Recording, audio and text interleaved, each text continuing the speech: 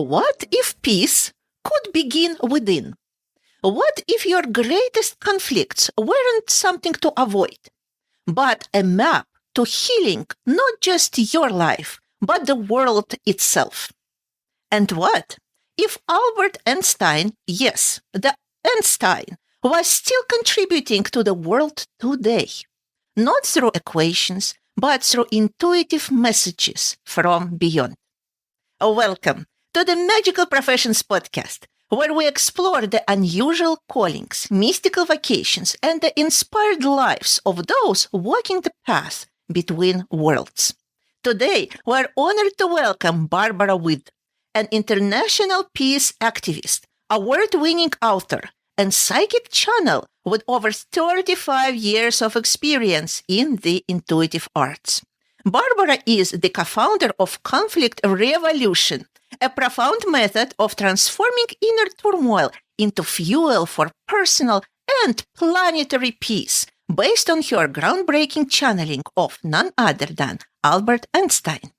Through her acclaimed works like Imagining Einstein, essays on M-theory, world peace, and science of compassion, Barbara brings forward a unified field theory, not just of physics, but of consciousness and compassion.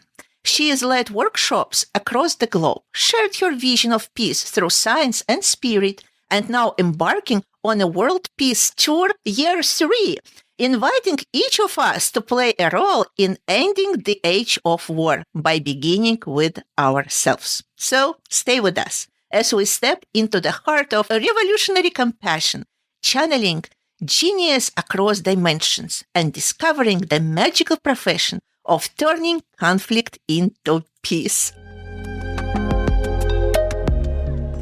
Oh, welcome, Barbara. It's an honor to have you on our podcast. Thank you so much for joining. Thank you. And that was just fabulous. That was a fabulous introduction and so true. Thank you. Thank you very much, Barbara. Can you please briefly introduce yourself and let our listeners know where you are joining us from what part of the world? Thank you. Yes, I am living in Lake Superior, which is one of the Great Lakes in the United States, if you don't know. And I live on a little island that's very special up here in Wisconsin. And I am, I'm originally a composer and started writing music when I was probably about 12.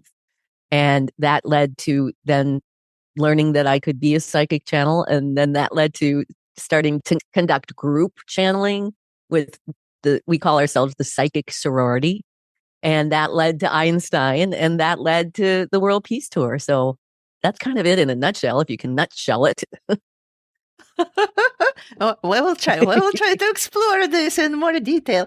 And as our podcast is called Magical Professions, and we're talking about some mystical aspects of our everyday life, can you maybe tell us a little bit about your place, that island on Lake Superior? What is in it magical for you? This island is traditionally the center of the universe of the Anishinaabe nation, which is Chippewa, other names, but their name is Anishinaabe. And this, we call it Indian country, is all around the whole entirety of the Great Lakes. And they still, to this day, co-manage the land together with the non-natives. And so Madeline Island, or Munawanakanek, is in their tradition, it's the healing island. And they believe that what happens here on Madeline Island is reflective of the rest of the world. Their creation story begins here. And that the prophecy is, we will come to a time, it's called the eighth fire, where you will be able to choose to go down a scorched earth path or the green flowing heaven path. And we are at this time right now in world history, in the history of the planet and civilization, where we are at that time right now. So I have been put here. I first came here in 1979 and knew I was home. And I've been put here for reasons that I often didn't understand why I was being driven to come to this place. But after many, many years, I became a water protector.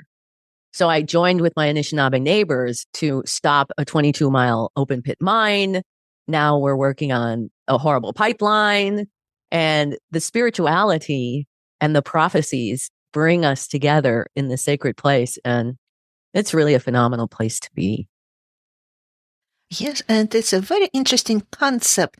The place and things that are happening there as a reflection of what is going in the world. Yes.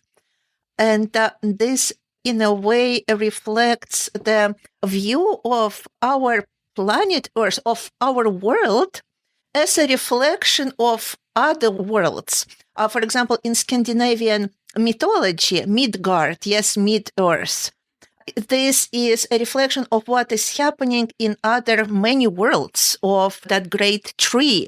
So it's like a smaller scale of that big scale of what's happening in general in other worlds as well. Well, and if you take it down to, let's remove the island and Sweden and say what's being manifest outside us is a direct reflection of the condition of our inner world and our psyche. And this is what Einstein has brought forth and that we've been studying in his conflict revolution is that. So this is how we bring peace to the outer world, is to go in and find it there first. Yes. So we come from that big picture, then going to smaller, and then finding it within us. So we have this, I think it's a doll in Russian. It's called matryoshka. Yes, when you have a big doll and a smaller one and a smaller and a smaller. So each of them is a part of the bigger one, but they all have the same shape and they kind of a reflection of each other. Yes? Yes. In a way. Beautiful. I'm very curious about your conflict revolution instead of resolution. I would like to talk about that as well. But before we get to that place, of course, I would like to learn a little bit about how your gifts and how your path developed over time. You said that you started from composing music when you were 12.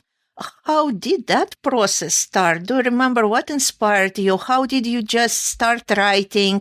How did you start hearing that music? Or in general, how does that process work for you?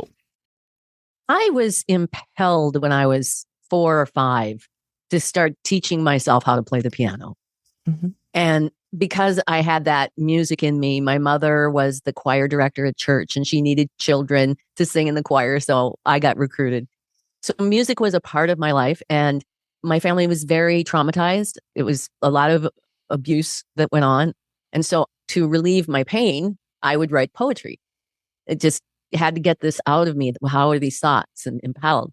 So at one point, I was 12 or 13 and I had been writing these poems that were very dark and sort of goth, and then I'd been kind of playing with this music. And at one point it was like, and I'd read the poem and there's sort of a melody to a poetry. And then I could hear like, oh, there's an actual melody. And then I knew about chords, so I could like sit at the piano and do a chord and then here's the words and here's the melody I hear. And so I would like it was like a toothpaste tube.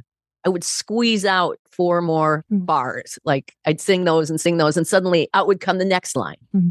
And that's how I started writing music. And later on, when I became a psychic channel, it was the same process. It's just different things that you're hearing and what you're interpreting. Are you bringing through sound and melody, or am I bringing through a message from Einstein? It's the same process. And this brings me to the notion that exists that many writers, musicians, they actually channel from somewhere. Yes, from other worlds, from other consciousness, or maybe from that one big consciousness that you are talking about. So that it's all the same process that many people actually are doing it, even unconsciously. We just don't know, but this process is going on. What do you think about that? Well, I would take it even further to say that as a human being in a physical body, we are actually channeling the energy of what we say is compassion as the first fundamental force of the universe, but we're channeling our own lives into reality. I mean, here we are, we have these physical bodies. We're projecting the world, right? Out of us as within. We're perceiving it back. So we are in the process of channeling our lives. Mhm. But when Brian Greene, the famous string theorist who described writing mathematics, and I said, that's channeling. He's describing it. He goes into nothing. He listens. Yeah. He pulls it out. He writes it down. Yeah. Yeah. That's channeling. So what you are saying is that, yes, those musicians and writers and theorists, scientists, yes, when they're coming up with certain theories with what they do, they are channeling. But not only that, actually, each of us is channeling our own life, our own reality. Yes, ma'am. We're doing it all the time, all of us. It's part of creation. So what is that difference that some people channel their life, but some people go into a larger extent, yes, and they channel something maybe on a different scale, like writing books, writing songs, yes, developing theories. Where is that line, and what helps a person to expand further into channeling those things? I think we come here with two things. We come here with a mission that we establish in our lives. It's almost like fate. But that fate we decide before we come here. The pre-soul meetings that you have, you're working with your parents and and with my father, who was very abusive, we probably made an agreement that we would try to help each other overcome whatever past life connection that we had that, was bringing us back. I didn't say, will you please abuse me? I said, we need to work this. Yeah. And so we come here with that fate. But in that predetermined fate, we have free will to determine what decisions we make at any given moment. And the hope that people can have is that, at least according to our Einstein, the basic operating system of how we work, which we can get into, has what we call the three spiritual organs. So these are just like organs in your body. Your heart does one thing, stomach does another. If you've got a stomach ache, you treat it different than a heart. We have intellect in the head, intuition in the heart, and emotion in the solar plexus. And there's a way that we teach people how to work with these three human dimensions, which are yours to have control over, by the way. We are here to master all these things. And we don't think that we do. We get overcome with emotion, or our intellect tramples us down and we can't get aligned. But this is our job. So people who want to get more in touch with their intuition can take heart to know that it is as much a part of you as your actual physical beating heart. You don't have to go try to develop it. You don't have to go find it, or you weren't born without it. It is there. What you have to do is learn how to get your intellect out of the way from telling you that you don't have it, that you're never going to find it, that so everyone else is better, all the intellectual messages. And here it is, right here, 24/7 for you to access. It's just how to do that. Yeah. Yeah. And how did it happen for you? After you started writing your music, how it was developing further, and that intuition that helped you on your next steps? My good friend in high school, Mike, his mom was a channel. We didn't call them channels. This is 1970. And he said, you got to come and see what my mom does. And she's this beautiful older woman, and she had a beautiful picture of Jesus, and she lit a candle and shut her eyes. And she said the most amazing things to me. It was like she was psychologically in my head, going through all of my responses to the abuse I had been through. And I'm 16. And she's telling me all this, and it's completely blowing my mind. And so I started to see her on a regular basis. And mostly it was about how to self-love, how to take care. And because I was totally bruised and battered and being beaten as we spoke. So through the years, I was very much guided by her loving vision. So that in 1987, I was writing a letter to my friend. I was very angry, telling her how bad it was to make judgments.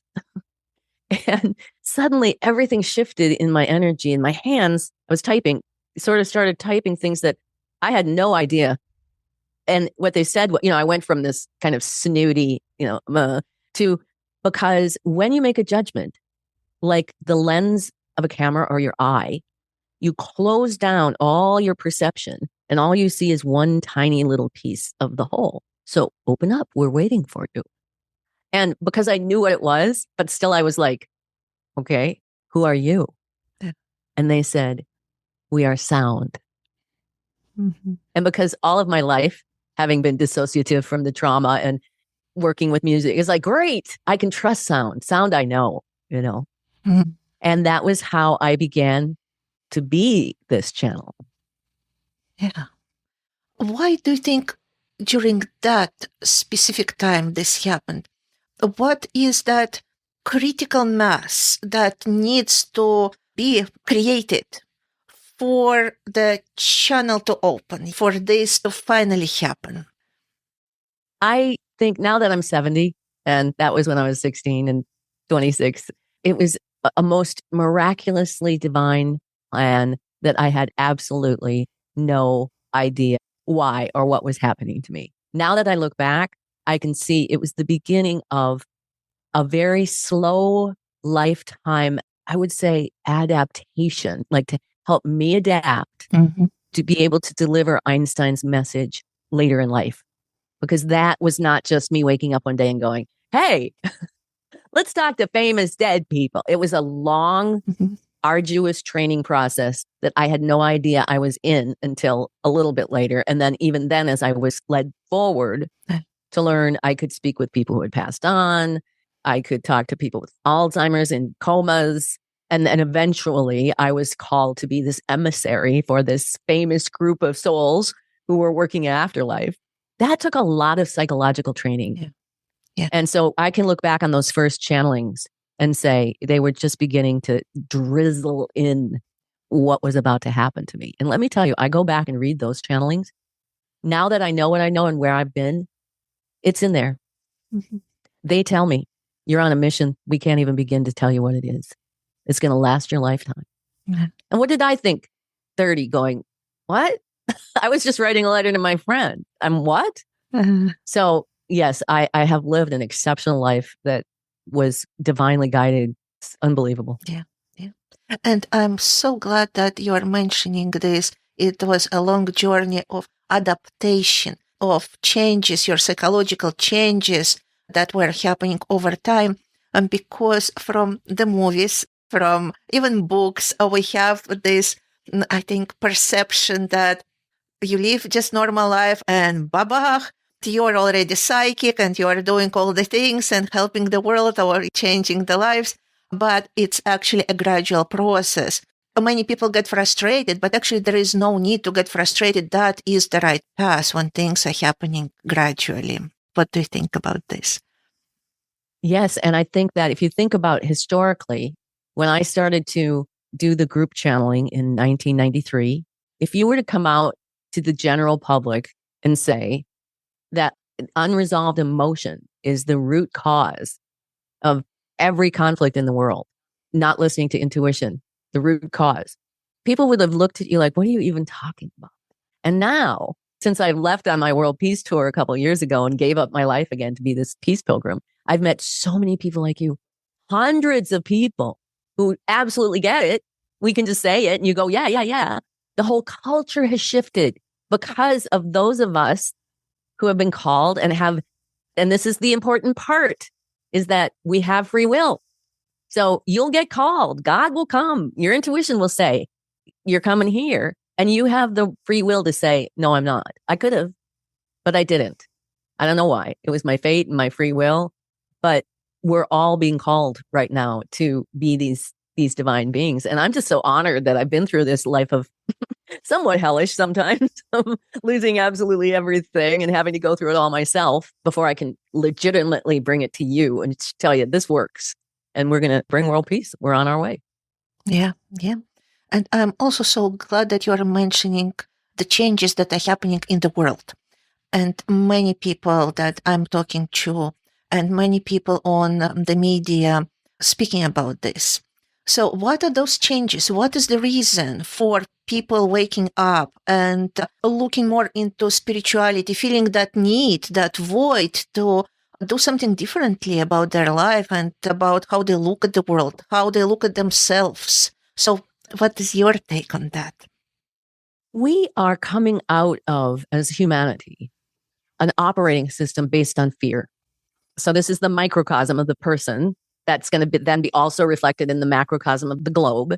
For civilizations, we have been operating on a fear-based infrastructure, which means when the emotion of fear comes up, it bypasses intuition altogether. It goes right to the intellect, where the intellect takes that fear, looks outside itself, and finds something to project it on. So I'm triggered by anger, comes up in my head and says, Milena was a terrible person who disrespected me, and projects that onto, and that's what causes reality. That's what actually is the creation of reality. So we are in the process, not just after this civilization, they say it's like Rome coming down, not just after Atlantis or Lemuria, all of them, we are changing to a compassion-based infrastructure. And to do that, it can only be channeled through each individual. It's not something that the angels or God can make happen to stuff on the earth. It has to come. And this is the waking of the Christ consciousness as well. The second coming of Christ comes from within us to do what Christ said. He had the power. He told us we had the power. Now is our time. So people, like you're saying, everybody's afraid. They're looking outside themselves. Their fear, they're projecting it. Oh, it's the Russians. No, it's the Ukrainians. No, it's the Israelis. No, it's the Americans. Everybody's projecting. But enough of us, and your listeners are part of this compassionate army of souls here to do this, to change ourselves first. So we stop projecting. We stop letting our emotions run wild and get ideas in our head and project it onto my mother or my neighbors or whatever. We change this so we become compassion-based and naturally, not without any effort going into the situation, we change what manifests. So when I stop projecting my emotion onto my friend because I have all these reasons she's bad for being judgmental, and I take it in and go, okay, where am I being judgmental? I've disarmed myself. I've stopped myself from being a weapon of mass projection to being one that's compassion-based, who's taking care of all my emotions. I'm not saying because I feel resentful, it's her fault. I'm processing them. I'm listening to my intuition, which is always going to tell me the next step in compassion, which sometimes might be back away. And then this is where, in the intellect, all the trouble is. This part of the system, it works fine. Like you say, emotion, we need the whole thing, and it's coming up into intuition. But when it gets here in the intellect, ego has been given the power of the free will. So what that means in the system is your intuition can say, for example, rest. And we've all been through this. Rest. The intellect can say, I can't rest. I've got a million things to do. I have to go. And this is the part of the functioning of the system. Like if you're going to turn left, if your intuition says turn left, the intellect has to say, I'm going to turn left because this is where the electromagnetic commands go to your hand to grab the steering wheel and turn to the left. It doesn't come from your intuition. The intuition doesn't impel your arm to do this. The intellect does. So Einstein says that place between the intuition and the intellect is where every single conflict that manifests on our planet originate from. Every human on the planet have become weapons of mass projection. And this is what we're going to disarm with conflict revelation. That is a very, very interesting approach. So basically, you have such an immense power to change the world just by changing yourself. What do you think necessitates this switch from fear-based approach that we had for centuries into this new compassion-based? Who initiates it? Where is it coming from? And why? Well, you know that these are prophecies, right? That the world is the Anishinaabe have the 8th fire prophecy where either you go down the scorched earth where you keep projecting, or you go down the new earth and you take care of yourself. These are prophecies from many, many, many spiritual belief systems. And I think it's programmed into what humanity over the long haul has come here to do, life after life after life. There's a society, it's called the Aetherius Society, and it's in the world headquarters are in London. It's a religion based on a man in the 50s named Dr. George King, who got a visit from Arthurius from Venus, who said he was in charge of the Interplanetary Council that would come here to work with George to bring peace to the world, basically one person at a time. And George ended up channeling hours and hours and hours. And this whole incredible religion was born that's worldwide. And I got a chance when I was in London a couple of years ago to be there during his birthday party. And it was an amazing ritual from start to finish. There wasn't like one place where everything just wasn't directed at compassion and chants and all this. But afterwards, they showed a movie that included George King speaking in the 50s or 60s, perhaps, before he died. And one of the things they said was, before this earth, there was another earth where there wasn't free will. And it just crashed and burned. And so there was this sort of volunteered and were chosen energy of souls who came here to go, okay, we're going to have an earth. And we're going to have it have free will. It's going to take us a while because everybody's got to agree. We can't force it on them. It didn't work when there was no free will. You're just going to do this. It didn't work. So everybody's got to step up to take control of their free will and then say, yes, we want to live a higher life. And everything that we create, the wars, everything is to get us to this place of critical mass where I think that we are now, where this has always been the intention. This has always been what we're headed for. This has always been what's fated, but we had to be the ones to train our free wills. And that is what switches us from the fear-based to the compassion. So it's all one big, and Earth School, all our spiritual guidances have this kind of reference to that. We're here, we're in school, we're learning. And I think this is the long-term plan. Yeah. It looks like basically an experiment. What system works better? Yeah, so initially there was no free will. Okay, it didn't work. So now the next step, free will, but it goes through several stages. And now this new stage of compassion-based free will existence in a way. Yes? Well, and think of like Stone Age. Okay, early human development. That human, you could not have given the power that we have today. They would have no idea what to do with it. So sort of like me as a kid, as a 17-year-old, you couldn't have given me all the power that I've learned and the wisdom from everything I've been through, because I would completely have destroyed myself. Yes, and this adds again to that conversation that we had a minute ago about slow process. You cannot be given everything at once because you are not ready. And if you are given, you can destroy and yourself and things around yourself. So at those times when people start thinking, oh, maybe I'm not developing enough, or, I should be doing things faster, that's not true. Everything comes at its own time.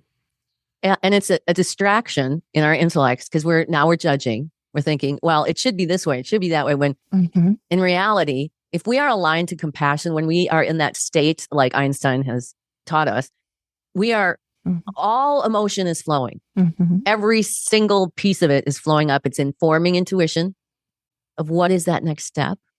An intellect in this alignment is so totally focused in present moment because we are witnessing the creation of our world minute to minute to minute, just being alive. And it's listening for intuition, always on guiding the divine masculine, taking care, waiting for the divine feminine to give the word where we're going to turn right, left. And without fail, with complete devotion to intuition, intellect implements those impellings, uses free will to make those decisions. And that is, I was just in a meeting with my inner circle this morning, and we were all commenting that after years and years and years of this, we have gotten to this place where, it's 11:11. We've gotten to this place where it's a part of our operating system now, that we don't even go through the machinations of having to revolve the conflict and do we have to feel and breathe. It's just like everything is just, and our psychic abilities have been just heightened. And it's hard to describe it because we're documenting it as we have all through the years, but it's a really exciting place. And so I am so excited where the world is. A lot of people are like, oh, we're so sad and it's so fearful. It's like, oh, no. We are just about the cusp of breaking through into this new world that we're creating. Yes, and actually many people who are related to spirituality in general, they're saying that that's the best time for them because you have so many opportunities to really create what you want to create. We have this support now amongst ourselves. Like I was saying, back in 1993, when I was doing this, there wasn't a lot of, even in the spiritual community, but now oh my gosh, we can tap into just so many people studying the same thing under different methodologies. Yes. And my question is, when we are finding the source of what's happening within ourselves, for example, like you mentioned that, let's say, we think that the person is rude to us, disrespectful to us, and then we are finding it within ourselves. So how I disrespectful maybe to myself, yes, how to separate this from the judgment. So not to let yourself to start in judging yourself instead of really revealing that reason and working through it. Because judgment is so prevailing among people. It's like a dogma that is ingrained. If something is wrong, okay, I'm doing it wrong, but now I'm just not putting it on somebody else. I'm putting it on myself. How to resolve that? A step in the right direction. I think by remembering that there's a couple of different processes that are going on. One is we are learning an entirely new relationship to emotion. We have been taught, I know you have, I have, everybody, there's only a certain amount of emotion you should let through, the good stuff. Don't know really what to do with the bad stuff. There's all kinds of misconceptions. So we are learning how to embrace the full spectrum of all our emotions. And what happens is when you have a negative emotion like anger, in the old fear-based system, like I said, it comes up, bypasses your intuition that's probably telling you feel and breathe or something. And you go to the person and you attach the anger to a story about the person and what they did, and then you project it. And when we stop that and start to feel all our feelings, they're meant to reveal to us where those triggering thoughts exist in our intellect. Because we, as powerful humans, can say all kinds of things. I can say to you, I am one of the most honest, respectful people on the planet. And that's true too. But that doesn't erase when I'm not. It doesn't stop when I'm projecting on somebody else. So by doing this, we get a chance to not only learn how to feel everything and let it trigger those thoughts so that we can get to them and transform them. And also, like you say, what happens is, here's the thing, this person was disrespecting me, and I turn it back in and I have the courage to say, okay, I'm going to watch and see where I disrespect somebody or myself. And then we set about to watch ourselves, not just to intellectually sit here and going, well, where do I do that? It's like, okay, I'm going to start the day out. And here's my word, my soundbite. Where do I not respect myself or others? Now I'm going to watch. And there'll come a time where you will see your intuition say, rest. And then you'll watch your intellect say, I can't rest. I have too many things to do. And then you'll watch yourself make the decision to go do all those things. And it doesn't automatically give you complete control. But that is the first point where you go, dang, look at me. Look at what I'm doing. And then you feel ashamed. And there's all sorts of more flooding bad thoughts. So you feel and breathe more. You deal with the thoughts. You get transfer. So it's a process that you have to work your way through. But no one else can do this work for you. No one. And is this, in this example, in this moment when you said no to yourself, when your intuition said rest, yes, and we kind of just brushed it off and went to do ourselves, we actually disrespected ourselves at that moment. Yes? Yes, exactly. Yeah.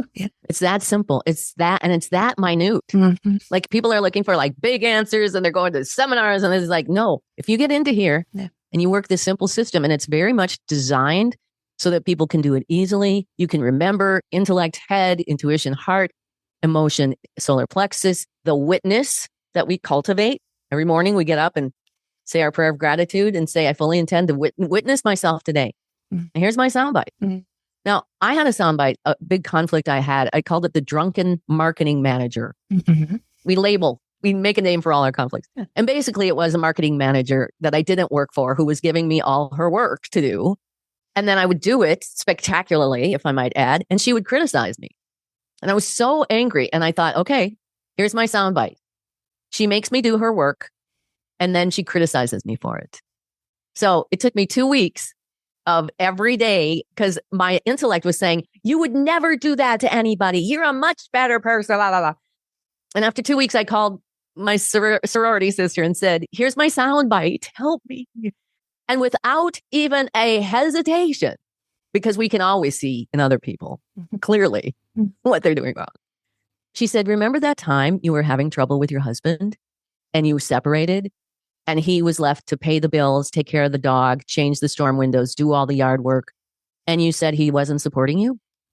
And like that, it was the aha moment of, we call it hanging and dang, right? Because you go, dang. So I was able to go to him.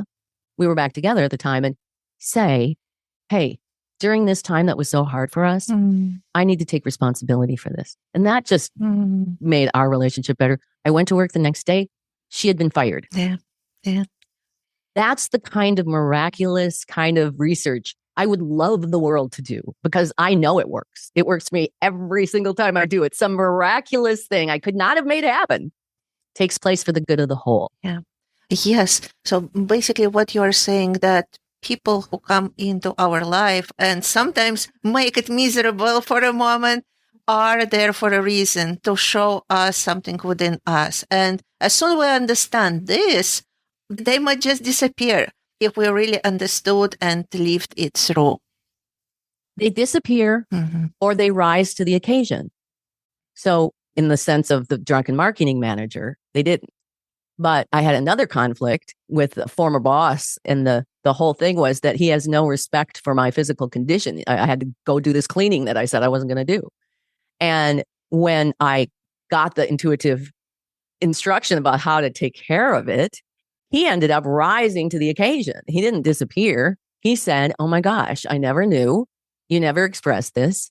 And absolutely will not do that again. And we went back to the office and in walked a woman who said, I heard you need cleaning help. And it was never an issue. And I would just like to say that when people come to us, we call them petty tyrants, right? They're just people who just bug the crap out of us. It's not because they're drawn to us. It's because we are creating them. They are an expression of what's misaligned in here. So we actually create them to come to mirror to us. And then, like I said, they will rise to the occasion or they'll go on running their lower end racket somewhere else that doesn't work on you anymore. Yeah, that's powerful. That's very powerful. So everything is within us. Yes, and even we are creating all of that. Yeah, and we can learn also so much about ourselves through these mirrors that we create, just to be able to see what's inside. Otherwise, we maybe wouldn't notice. And it's hard. It is the hardest work of our lives because I had a person that I knew sexually assault me. And I had to look in the mirror. And it was very, very tough. But what I got down to was there's a part of me who would put myself in danger, thinking I was being a good person. Like, I'm going to protect the world from this terrible man and end up getting drugged down myself. So I had to learn really how to trust my intuition because it would have told me to stay away. Those are very important topics because they're very empowering. I know. Because if we continue looking into those mirrors and finding the source in them rather than within ourselves, then we're in constant search for an answer. But if we know that everything is within, that what we see we created it. And so what is the source? It's very liberating. Yes, it might be hard. Of course it is, because we're not used to really accepting ourselves, different versions of ourselves. Yes. But knowing that everything is within us and we can change anything in our world by just changing ourselves, so looking into ourselves, understanding ourselves, that's just so powerful that everything is really in our own hands. Very magical approach. Very magical. And people sometimes go, what? I can't be responsible for all that. No, but actually, if we create it, then we can uncreate it. Yeah. And we can recreate it. Yeah. So we have to be able to say, yeah, we're creating it all, good, bad, ugly, all of it, because we're going to go recreate it. Yeah, very powerful. Thank you so much, Barbara, for this message. Absolutely. So, Barbara, I would like to get more into depths into your journey. We ended on when you started channeling for the first time. You started writing this letter to your friend.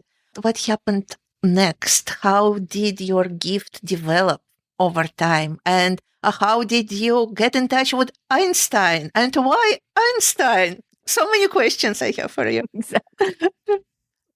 Well, after I started automatic writing, I eventually learned to talk like my mentor did. And she said that she was an antenna. Mm-hmm. She was just an antenna picking up my higher power and talking to my human mind. Mm-hmm. So when they became sound, Yeah. I was like, well, that's sort of like an antenna. So I did that for probably 5 years where I just told people, this is what I do. If you're interested, I think I charged them $25 and they'd come and I'd channel and they'd go. And after about 5 years, I thought, what would happen if I channeled for a group of people? Mm-hmm. I was a fan of Jane Roberts and Seth Speaks and Edgar Casey, and they were channeling for little groups of people. And so I reached out to my clientele and nobody was interested, which kind of shocked me. And one day a woman showed up at my door and her name was Teresa, and she was the wife of a musician friend of mine. She didn't know me. I didn't know her, but just happenstance. And she came and then she sent like 6 of her girlfriends. And then she sent her best friend, Kim. And when Kim came, that was about 6 months later, like the energy level completely just shifted. And Kim was actually a very conservative Republican businesswoman who would never have gone to a psychic ever, except she was having a crisis. So after she came, Kim and Teresa started to come to my gigs. I was playing music in Minneapolis and they'd show up and we'd sit and talk about what was said. Kim had transcribed her reading. Nobody had ever done that before in my life. Everybody just came and went. So here I was thinking, is my group. At the same time, they were thinking we should get the group together and see if Barbara will come. So that's how it all began. And in December of 93, we started our first group. And when the girls asked, who are you? They said, you can call us angels. And I said, well, what? Wait a minute.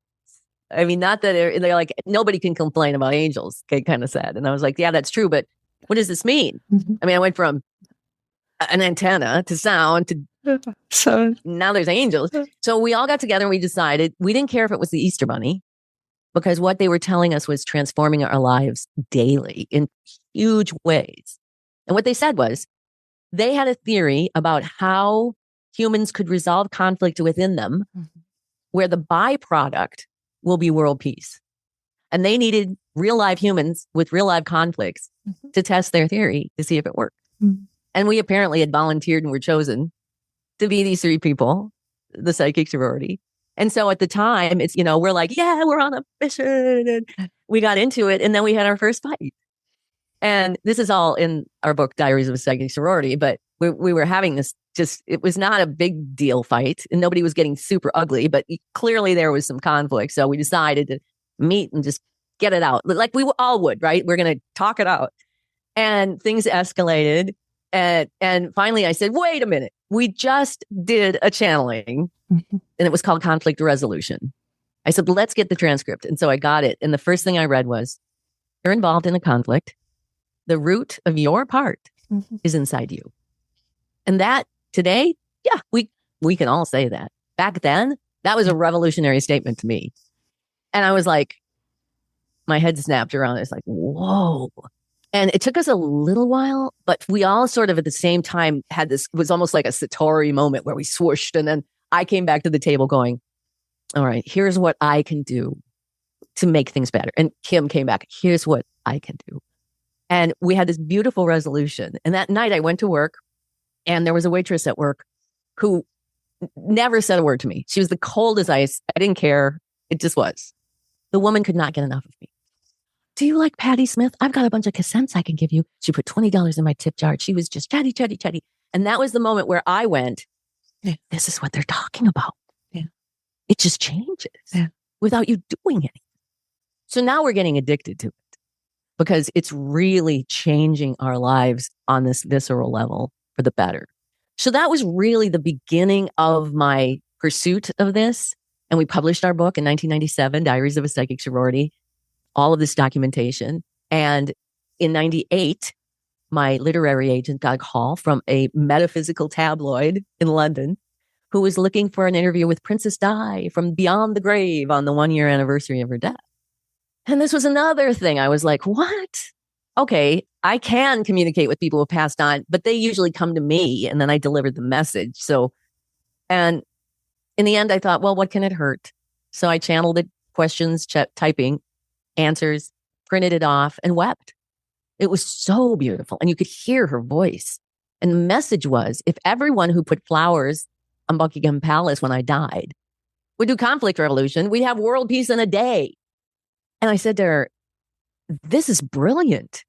You take the work that we've been doing and you elevate it, like 40 million people see it. And how many of those people are going to do it? We just need a critical mass. It's brilliant. She's like, I know, but we are not in charge.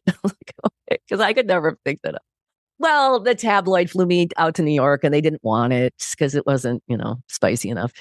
But my agent and I said, maybe there's more famous dead people who want to talk. So we made a list, Elvis, Gandhi, Mother Teresa, blah, blah, blah. In my head, I'd go to them.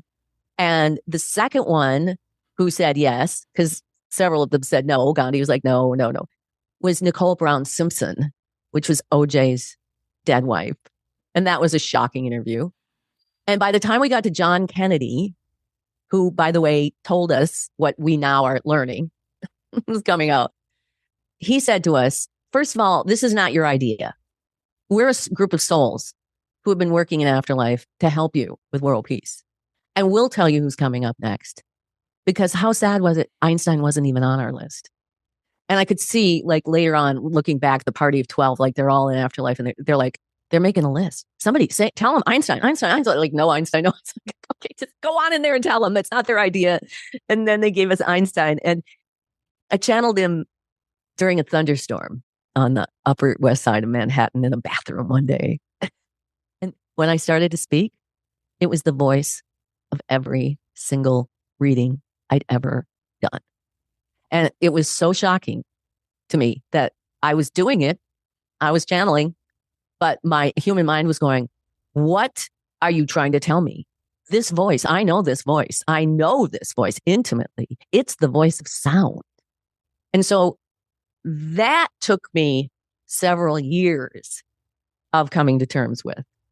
And in the meantime, I do the interviews with the party, and there's modern 20th century leaders like Einstein, Freud, Hitler, JFK, Jackie, and they all have a different piece of culture that they're representing. If I could tell you now what I knew, if I could tell you now what I knew then, or whatever, I could tell you then what I knew now. And it's this brilliant transcription of their attempts to get us to understand sort of culturally and internally. And I published it in June of 2001, very reluctantly, like, well, I'm not going to try to prove it's Einstein. Just listen to what he has to say. It's like, and then 9/11 happened. And I sat for a few more months and thought, this is too important for me to be just a weenie about it. Maybe people are going to think I'm crazy. Well, so I did a channeling on December 25th, 2001, and we came out of the closet. And then I thought, I need to do a very special book just for Einstein because I loved him so much now. And knowing that he had been with me probably my whole life, probably in music writing, he was a musician too. So I thought in 2005, it was the 100-year anniversary of his miracle year. I thought I'll just channel a little volume. And little did I know he was going to deliver what is now, I think, the ultimate unified field theory of how things act in the microcosm the same they do in the macrocosm. And it was tied into this map of human consciousness, which we've been talking about with the 3 human dimensions and awareness, etc. But the most profound for me was 2 things. One was the scientific, quantifiable definition that he gave to compassion as a capital C.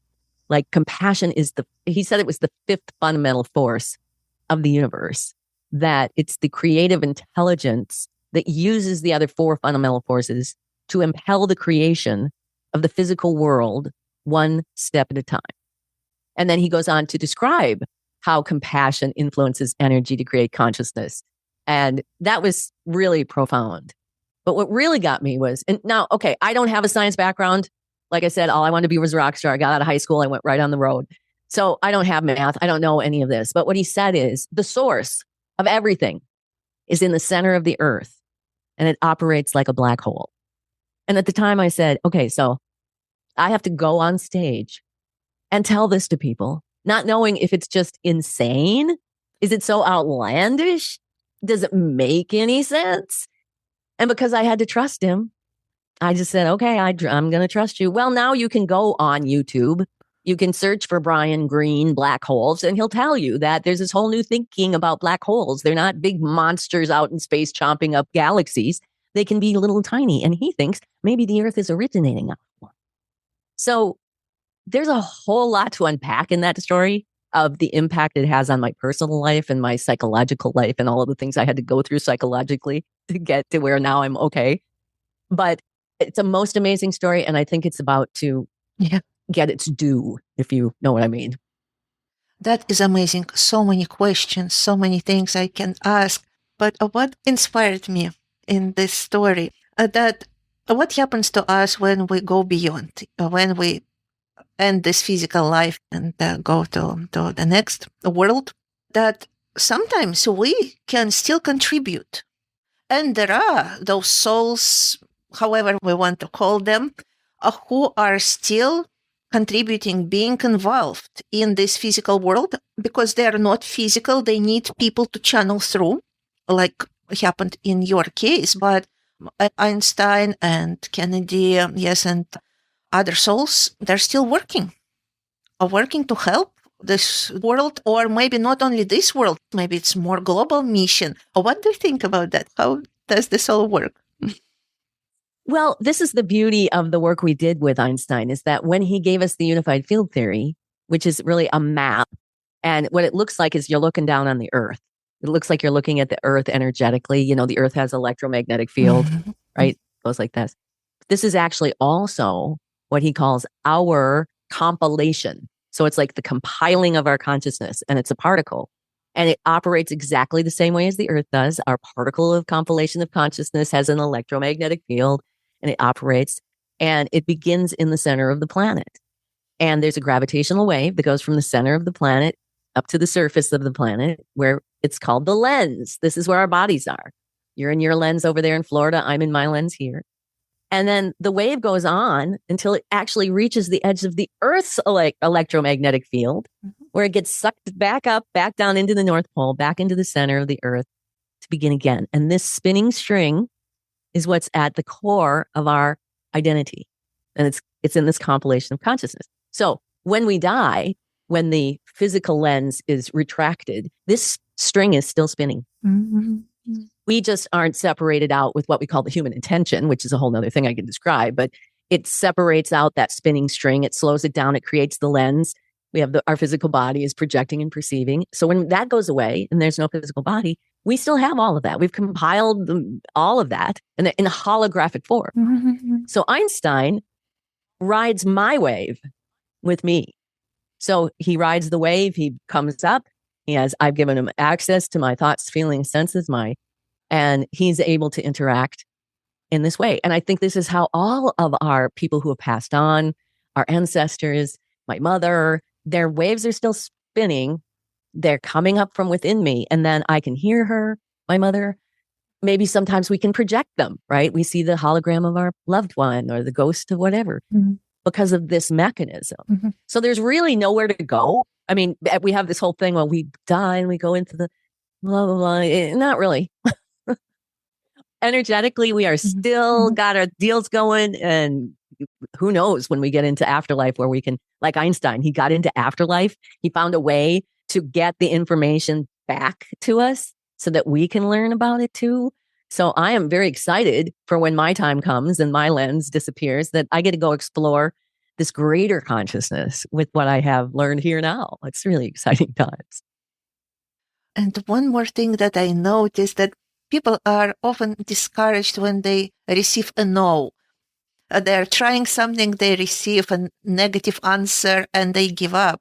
But you were trying to get many different voices from afterlife, so-called, to talk. And some of them disagreed until, yes, you found Kennedy who responded. So I think it really teaches us again and again that it's normal. It's okay to hear no, but it should not discourage you. You should go and try more and more until you get where you want to get. Yes.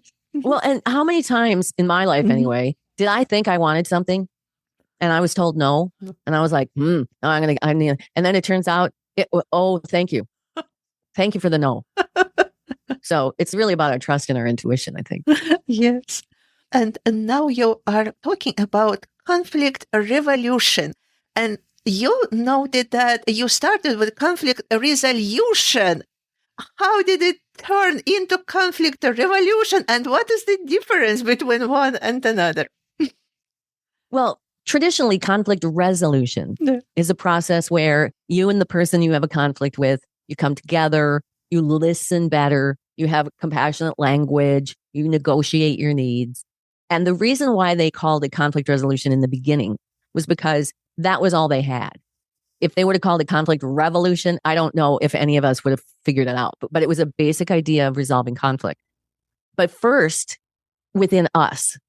So it became revolution because as we were taking their advice, their guidance, and putting it to the test, we began to realize this isn't about coming together with two people and negotiating.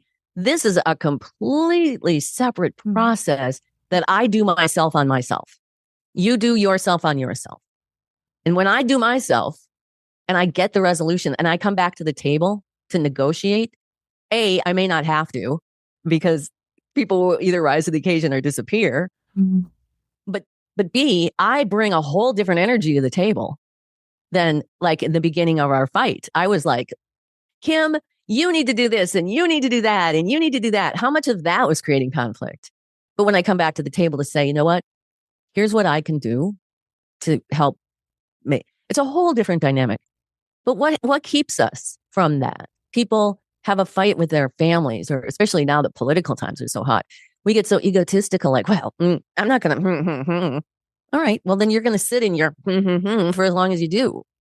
But this is the way the world is going to be saved.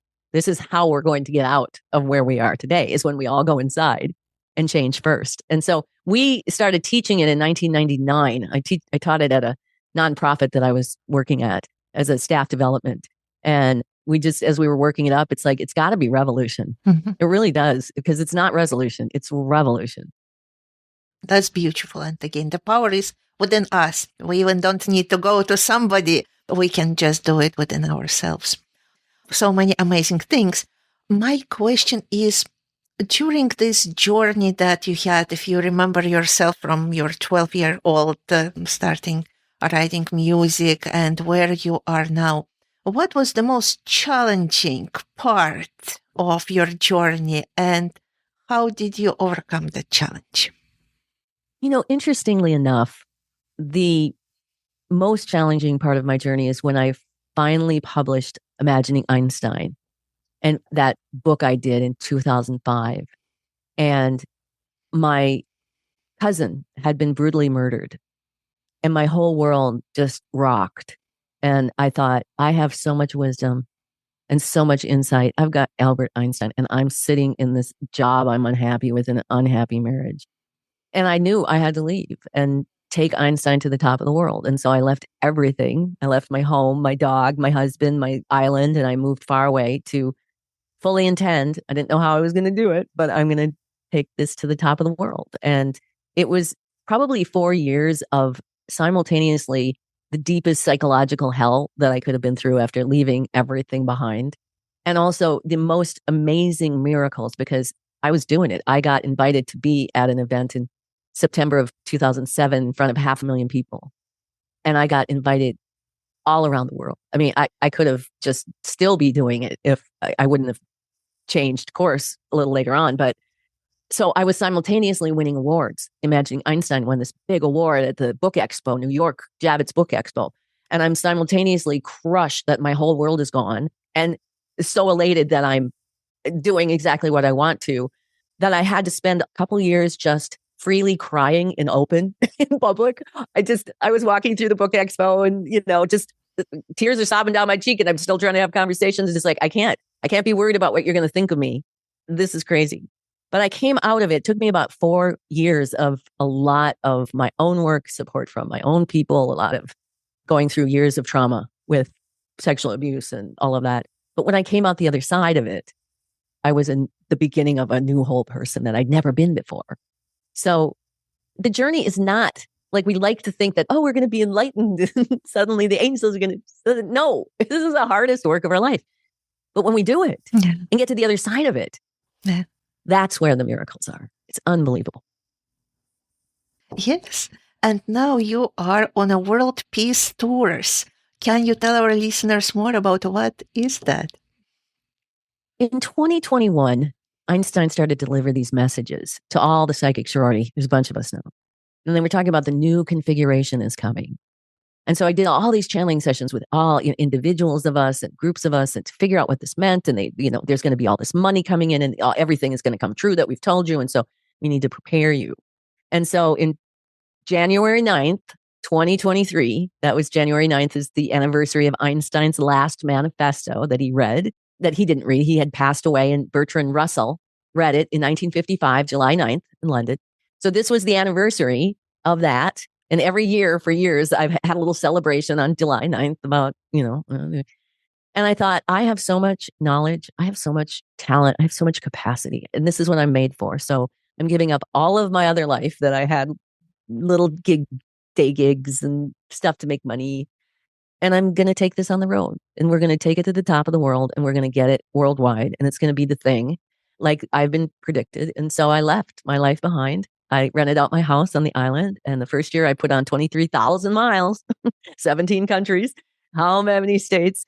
And it was the first year. It was really, really amazing. It wasn't me going and doing all these workshops. It was me pet sitting my way across the UK and finding myself in these places with people just coincidentally. And then in April that next year, 2024, I was picked to do a small, tiny presentation at the Science of Consciousness conference in Arizona. I called it the trailer park of the conference. It was this room with all these big posters and you just made a poster and you stood beside it and hoped somebody came to talk to you. And I talked to so many young astrophysicists and neurophysicists and biologists and all of these scientists looking for the root of what consciousness was. And I came out of it. I left there going, A, an answer to a prayer I've been praying for years, get me in front of the scientists. And B, this is exactly what I think it is. And when I applied this year, last December, for the next one in Barcelona, I got accepted to actually be able to speak. And I am speaking on the day before the 70th anniversary, on my 70th. I turned 70 in February, but it's my 70th year. And Einstein's going to get to deliver to the major scientists of the world and the Deepak Chopras and all the other consciousness-seeking people a message from beyond the grave. And to me, this is the epitome that everything that I've been doing is absolutely what it's ever said it was supposed to be. And here we are. How did that happen? I don't know, but I'm on. I'm ready. Yes, that's a beautiful story. And Barbara, what kept you going through all the challenges and the emotional turmoils and difficult times, I'm sure, in your life? What was that helped you to persevere and to continue with what you were doing? I think that the fact that I started out as a musician, that it was writing to survive. It wasn't writing to be a big star. It was writing to survive. Created a passion in me, my connection to my passion about life that was cemented early on, that I got to follow my passion. I got to sing. I got to write. I got to do this. And because of that connection, that when I got into those years where it was the hardest, even though it was the hardest, and I was walking through Book Expo weeping while simultaneously talking, was because of my passion for life. Because life is a stage and it's only so long and we only live it. And what better way than to live to the very fullest, deepest, richest of the whole thing, the highs and the lows, and really do that with a passion and a love. I think that's what got me through. And plus, they had told us in 1994, we want you to test this theory. So for my whole life, that's what I was doing, conflict resolution. It took me 4 years to get out of that one. But every little step led to a little baby step of synchronicity. Then I'd fall back into the hole again, and then one more step. And now that I've been through it, I wouldn't have changed a thing. I would not have changed a thing. Barbara, I'm curious, did you receive any feedback about testing of this theory from the same channel, from the angels? What is their opinion? What did they say about all this development that happened over time? Well, they are still here. And in fact, as I said, I had a session with my very innermost triad, which is even tighter than Kim and Teresa right now. And all of this has been for purpose to get us to this place. We have gotten guidance from them nonstop for however many years, 32 years. And they know, they are cheering us on. They're already, the whole party, it's gotten way big. And there's the 9 hierarchical angels that really were there too. And the parents section, because many of us have lost parents in this journey. And all my dead musician friends and the party of 12 itself. And everybody's in place. And so we're bringing this to the top of the world. And they couldn't be happier. I wish you all the best on this journey. It's beautiful, and I'm sure it brings a lot of what's needed currently in our world when we have all the wars happening and people blaming each other and all the horrible things. So I think what you do is very timely. How can our listeners learn more about what you do and maybe connect with you if they want to hear from you or learn from you or establish some collaboration with you? I am at barbarawith.com. And right now I've got a whole bunch of stuff. It's called the Conflict Revolution Challenge. So I've created 2 free downloads. One is a baby book of conflict revolution, just walks you through the basics. And the second is a 12-week journal. So you can take my 12-week challenge and apply these principles to yourself and keep track of all the little baby step miracles. And at the end of 12 weeks, you can look back and see how it has empirically changed your life. Mm-hmm. And this to me is inspiring people to participate in the end of the age of war. Because when we heal it here, that is where we become the true peacemaker so that we project that peace outwardly. Because if we don't do that, all the thoughts we can have about being peacemakers are good. But if we're still projecting, then we are unknowingly being a part of that. I also I'd like to offer you and your listeners a reading special. If you'd like to have a reading with me, I'm happy to give you an hour reading for the price of a half hour. It's sort of like half price, but just contact me through the website and let me know that you saw me on your show and I'll extend to you that special. I also have 2 master classes that I did the last couple winters. One is the complete Einstein unified field from start to finish, including conflict revolution. And the other is kind of a basics, just really walking you through it, showing you how I did it. And we get you to the end to get you going on that journey. I've also got I've got all my songs of my first CD up called Innocent Future. And I have some meditation stuff so I've got a whole variety for everybody from free to costing whatever level we can meet you at. You have so much to offer that you gathered throughout this journey, yes, from 12-year-old. And I'm sure even younger self, maybe you just don't remember, or maybe remember, but you just didn't mention, but so much wisdom and knowledge and experience that now you can share with people. So thank you very much for mentioning that. And we went through some of the questions and now I have even more, but I'll have to come back. Yes, I would love to see you again on our show. But today, maybe there is something that you still wanted to share and I didn't get a chance to ask yet. So that's a perfect place to say that. I think we covered a gracious plenty of information. I mean, think about everything we've covered. I just would like people to, like the angels used to tell us, just let it sink in. Try not to intellectualize it too much. Like, how does this work? Just breathe it in and let it sink in and then watch and be amazed as it starts to bubble up within you when you open in these very miraculous ways. That's a beautiful. And again, do not force it, but let it really sink. Because when we're forcing something on yourself, we're again creating a reality with the forcefulness. Let it sink and bubble in. So thank you so much, Barbara. It's been a great pleasure to speaking to you. I wish you all possible success again and hope to see you in our future episodes. Well, thank you, Milena, too. I will be back, I'm sure. Loved today's magical profession's tale? Bring it closer by carrying a piece of this magic with you.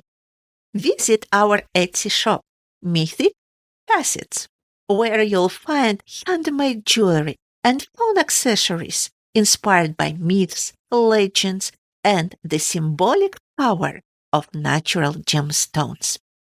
Every purchase not only brings beauty and meaning into your life, it also supports the creation of this podcast, which requires a significant amount of time and dedication from me, its host, Milena.